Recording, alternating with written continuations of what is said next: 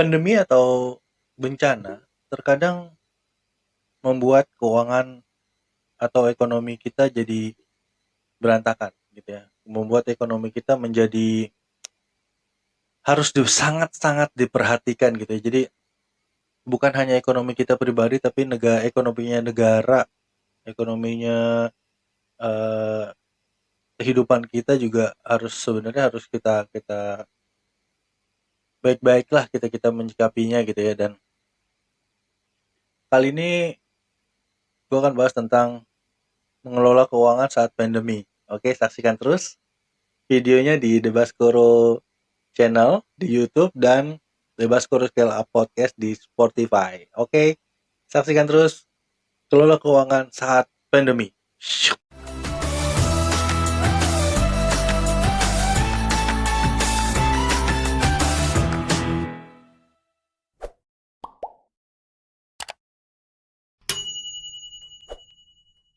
Hai hai hai, halo, apa kabar teman-teman semua? Semoga hari ini lebih baik dari hari kemarin. Oke, ya, namanya pandemi, namanya bencana, namanya eh,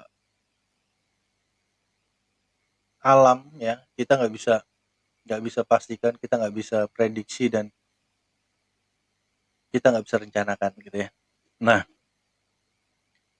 pada saat saat pandemi, pada saat bencana gitu ya, yang terutama adalah keuangan.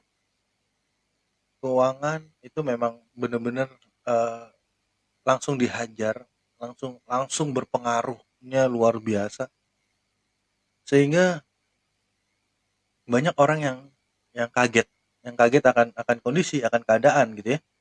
Nah, kagetnya orang ini kadang-kadang bikin bikin semuanya malah jadi nggak beraturan gitu. Apalagi pada saat pandemi kayak kayak sekarang ini ada COVID-19 gitu ya. Dan menurut gua pandemi ini ya bukan hanya cuman mematikan manusia karena virus, tapi juga bisa mematikan manusia karena manusia tidak bisa makan. Sangat-sangat bahaya sih, sangat-sangat bahaya. Jadi kita harus benar-benar bisa menyikapi bagaimana pandemi ini ada gitu. Kita harus benar-benar sikapin dan kita harus mengelola sebaik-baiknya keuangan kita yang masih ada ini pada saat-saat pandemi ini gitu. Pada saat-saat pandemi, pada saat-saat bencana, kita benar-benar harus mengelola benar-benar keuangannya kita gitu. Kalau kalau keuangan tidak kita kelola dengan baik, tidak kita kelola dengan maksimal, akhirnya malah kita bisa mati bukan karena virus, bukan karena pandemi yang ada, tapi karena kita nggak bisa makan, ya. Dan itu lucu sih menurut gue. Jadi mati mati sama kayak waktu waktu gue nyaksiin ada kesaksian ibu-ibu ya di TV gitu di ELC. Dia bilang gini, ibu kenapa kok keluar nggak pakai masker, dia bilang itu kan, kok masih berani keluar untuk berjualan. Jawabannya cukup simpel dan membuat gue jadi terenyuh banget jawabannya gitu ya. Jawabannya apa? Pak, saya keluar kena virus mati, atau saya di rumah nggak bisa makan mati. Jadi saya keluar atau tidak keluar sama-sama mati. Damn, gue bilang. Gila, ini jawaban, wah bener-bener jawaban yang nusuk hati gitu ya. Aduh, gila lu. Bukan cuman karena dia meninggal karena virus corona yang menyerang dia bisa meninggal gitu, karena dia touching ke orang terus dia kena terus dia bisa meninggal gitu, tapi dengan dia tidak bisa makan di rumah pun ya akhirnya juga dia meninggal gitu, mati juga gitu. Dan ini bener-bener apa ya, kayak kayak langsung berasa berasa ketusuk gitu gitu. Dan gimana ya, jadi menurut gue sih serba salah ya, pemerintah juga bilang, stay at home dan segala macam, tapi satu sisi di orang-orang yang pekerja harian ini nggak bisa nahan untuk nggak mencari uang gitu, karena uangnya mereka juga juga nggak ada, uangnya mereka juga lama-lama habis menipis, dan akhirnya sekarang banyak juga fenomena yang dimana orang akhirnya pulang kampung. Ya menurut gua ya boleh aja sih sebenarnya pulang kampung, dan karena menurut mereka itu dengan pulang kampung mereka bisa bisa masih bisa bertahan hidup. Kenapa? Karena di sini pun di sini pun mereka harus keluarin keluarin budget untuk makan, keluarin budget untuk kontrakan, ya.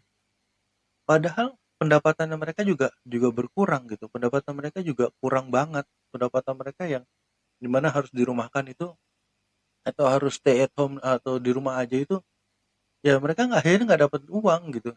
Dan mungkin mungkin kalau di kampung mereka masih bisa makan, masih bisa ada tanaman singkong atau ada tanaman-tanaman yang bisa mereka gunakan gitu, tanpa tanpa mereka harus membeli, tanpa harus mereka mengeluarkan uang gitu ya.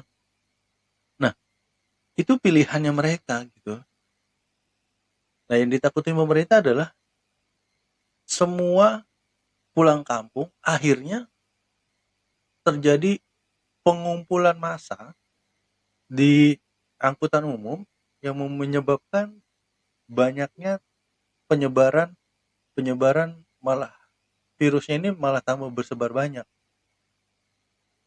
gitu ya. Jadi menurut gue sih harus harus disikapi benar-benar lah, harus disikapi benar-benar, dan pemerintah juga menurut gue udah bekerja keras dan udah mikir mikir mikir jauh lah untuk hal-hal ini gitu ya. Nah, baik lagi kita kan, gue akan bahas tentang kelola uang saat pandemi gitu ya. Kelolaan uang saat pandemi. Gimana kita nyikapinnya untuk kita mengelola keuangan kita gitu. Nah, ada 3 poin yang bakal gue share di sini. Ada 3 poin, 3 point. Oke, ada 3 poin yang akan gue share di sini. Yang pertama adalah menghemat menghemat uang yang ada. Bener-bener kita harus hemat uang yang ada nih. Buat apa? Buat kita bisa bisa tetap bertahan, minimal bertahan hidup, bertahan kita punya uang, bertahan untuk bisa makan, itu dulu gitu. Jadi untuk beli barang-barang atau apa segala macam ya, menurut gua bukan waktunya sih. Itu lebih baik, lebih baiknya adalah kita menghemat apa yang bisa kita hemat. Misalkan kayak kayak kebutuhan. Kebutuhan juga harus harus benar-benar kita kontrol gitu ya. Harus kita lihat mana yang benar-benar urgently, mana yang enggak. Nah, itu juga bisa bisa membuat menghemat keuangan kita gitu. Karena mau nggak mau, suka nggak suka, kita pasti akan menggunakan ya uang-uang tabungan kita. Uang tabungan tuh udah pasti akan kita gunakan gitu. Akan kita gunakan karena faktor-faktor untuk kita bertahan hidup itu pasti akan menggunakan uang tabungan gitu ya. Sama seperti perusahaan juga, mereka akan menggunakan semaksimal mungkin, mereka menggunakan uang-uang yang ada gitu. Uang yang ada, mau nggak mau ya harus gitu kan. Bukannya tega nggak tega gitu ya, harus harus dilakuin karena saat apa keadaannya yang menuntut untuk itu gitu. Jadi kita harus menghemat uang yang ada, yang masih kita punya ini, kita hemat uangnya supaya kita masih bisa bertahan. Dan semoga semoga eh, pandemi ini cepat berlalu lah, dan orang-orang pun udah menurut gue udah nggak tahan dengan pandemi ini gitu ya. Dengan adanya kita uang tambah lama tambah berkurang juga, orang orang nggak ada yang tahan. Siapa yang tahan sih gitu kan. Nah, poin pertama tadi itu menghemat uang yang ada. Kita benar-benar harus hemat uang yang ada tuh, benar-benar harus hemat. Kalaupun eh kita apa namanya kita pakai pun harus pakai yang benar-benar kita anggap itu kebutuhan kita gitu. Jadi ada nggak sih teman-teman yang lihat ini kan sempat heboh juga di mana ada nasi, ada orang makan pakai nasi, telur telur ceplok sama kecap. Ya buat gue ya ya nggak masalah, dan itu adalah salah satu cara untuk berhemat gitu, dan itu nikmat bro. Asli itu enak banget sebenarnya.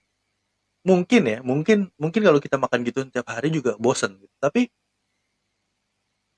kita bisa apa lagi? Ya udah nikmatin aja sih menurut gua. Pada saatnya juga pandemi kayak gini gitu kan, dan kita juga harus harus melakukan suatu hal yang berhemat untuk diri kita gitu. Dan yang kedua, selain selain kita harus berhemat, kita harus utamakan kebutuhan dulu. Kita utamakan kebutuhan yang benar-benar urgent, benar-benar urgent. Jadi kita kita bisa bisa bisa bisa pilah-pilah mana kebutuhan kebutuhan yang urgent, mana yang enggak gitu ya. Kalau kalau keinginan udahlah kita skip dulu lah, keinginan kita, karena kita tadi harus berhemat. Menurut gua menurut gua kita utamakan dulu kebutuhan yang urgent. Mana mana kebutuhan yang urgent itu yang harus kita eh, lakukan dulu menggunakan uang yang ada tadi itu. Oke. Nah, kebutuhan-kebutuhan urgent ini yang memang eh, harus kita lakukan gitu. Jadi kalau urgent atau nggak urgent kita bisa ngeliatnya dari mana? Nah, urgent nggak urgent kita bisa lihatnya dari ketika itu tidak kita lakukan akan bermasalah sama hidup kita, gitu ya. Contohnya makan. Ketika kita tidak lakukan makan, itu akan bermasalah sama hidup kita. Nah, itu adalah urgent. Oke? Okay? Yang ketiga, eh, karena uang kita terbatas ya, karena uang kita terbatas, karena tabungan kita juga terbatas, menurut gue lebih baik mencari pendapatan tambahan. Teman-teman bisa cari pendapatan tambahan. Gimana caranya? Banyak caranya. Caranya banyak, dan pendapatan tambahan ini bisa teman-teman lakukan karena eh, ketika adanya pandemi ini dan kita di rumah aja, yang meningkat bisnis itu atau usaha itu, yang meningkat adalah usaha-usaha di mana usaha itu usaha yang bentuknya online.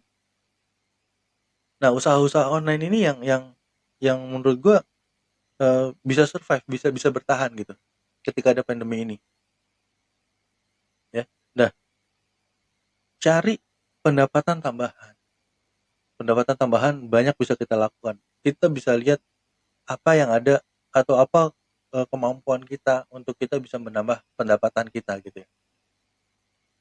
Nah, gue suka suka kasih contoh misalkan kayak catering, kayak catering rumahan aja gitu, catering rumahan yang kita tawarin di tetangga atau di teman-teman gitu ya, yang harganya juga bersahabat buat mereka, tapi buat kita juga kita mendapatkan uang tambahan.